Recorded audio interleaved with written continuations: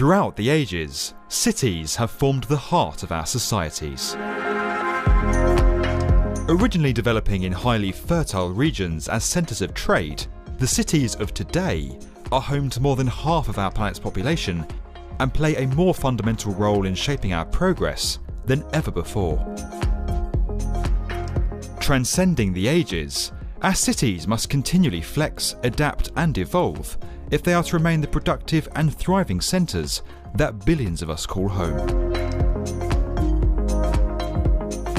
From access to housing and transportation to the availability of jobs and education, this is what it takes for a city to truly thrive in our ever-changing world.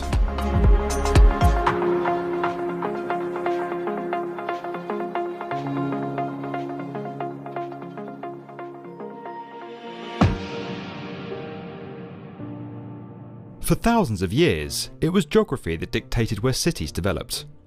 The earliest cities grew as defensive settlements along trade routes, on sites that offered reliable access to water and fertile land. Babylon and Memphis, now a part of Cairo in Egypt, thrived thanks to the abundance of fertile land around the Euphrates and Nile rivers. Being at the centre of the Mediterranean allowed Rome to dominate the region through trade and military strength, while Paris took advantage of its position on the Seine and its access to both the Atlantic and central France to become the dominant city in the region.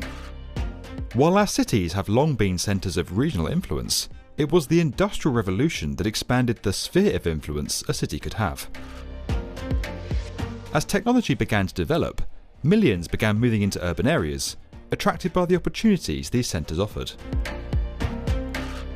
To understand more, we spoke to Mark Versey and Lynn Smith of AVIVA Investors, managers of large-scale real estate and infrastructure investment projects.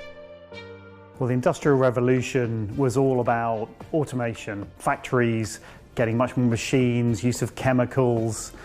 And so what it meant is factories needed to be in places that had good hubs of transport. The cities that thrived then were London, Amsterdam, that had that access by boat, which enabled the factories to be positioned right in those cities. The impact was quite extreme.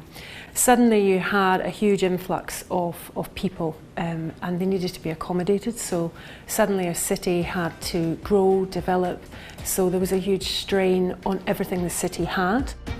Hospitals were in higher demand, transport was in higher demand, but fundamentally housing. And the other thing that helped is then the export market. By being in those locations, you could export all around the world. So textiles was the big boom, particularly in those markets.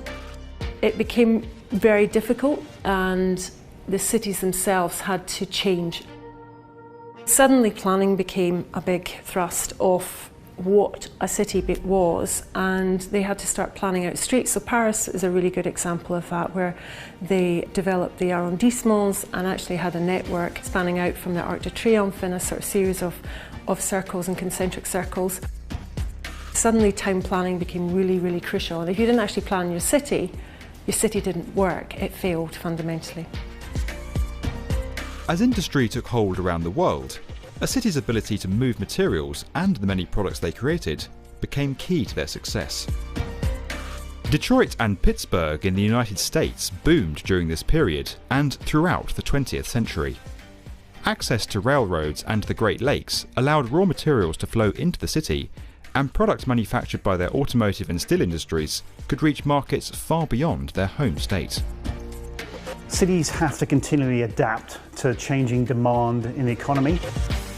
What happened in Detroit is all the skilled labour actually moved out of Detroit. The increased automation of the manufacturing process changed the whole way that automobiles were built. Cars started getting imported, and Detroit is now an area of huge unused buildings.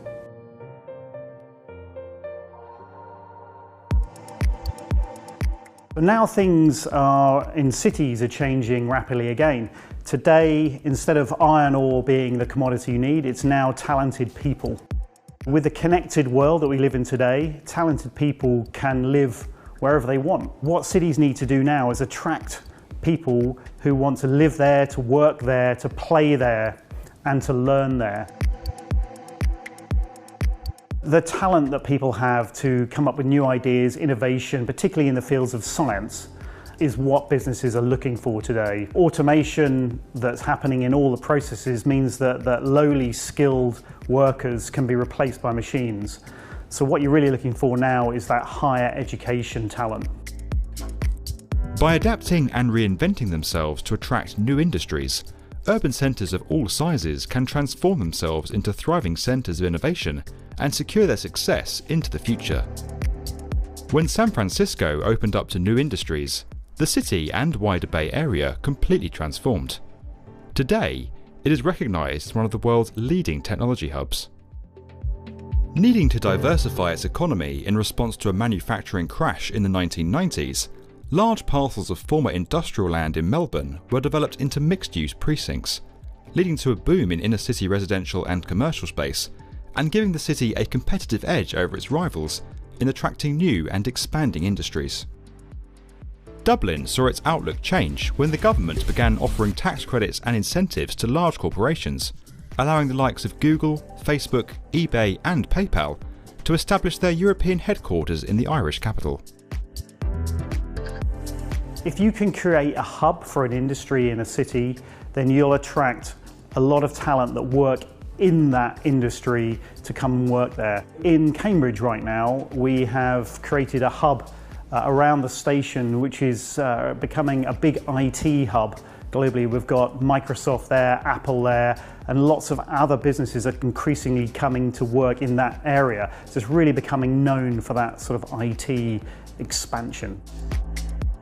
Obviously, you've got a fantastic university there, and that gives ability to attract that talent straight out of university, retain it in the city. But Cambridge is also great as a great cultural spot.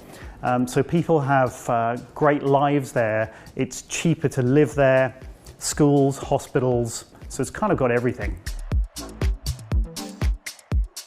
Staff retention is a huge cost to any business, and keeping them happy and investing in their welfare and their well-being leads to lower staff turnover.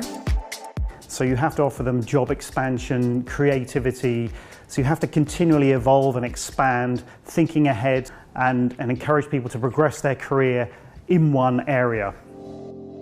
So the cities of the future are not necessarily the largest cities anymore. It really is about the infrastructure, the connectivity they have, as well as that access to talented resource. That's the most important feature now.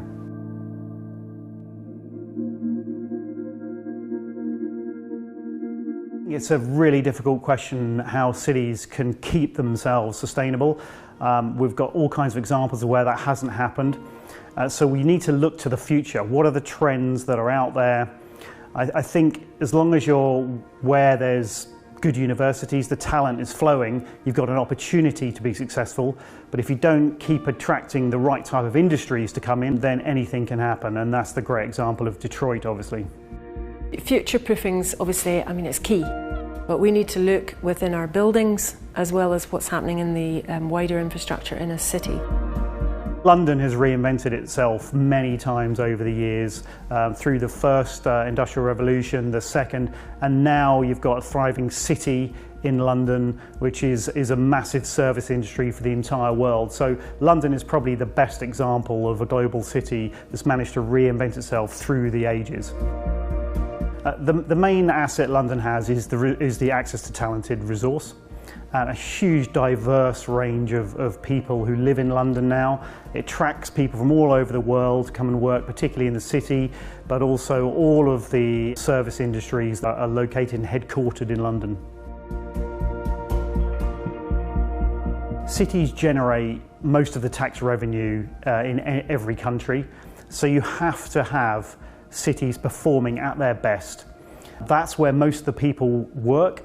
So what you need to have is successful industries which then produce the tax revenue to support the whole economy and the whole country. So the city is the vital organ of the entire country.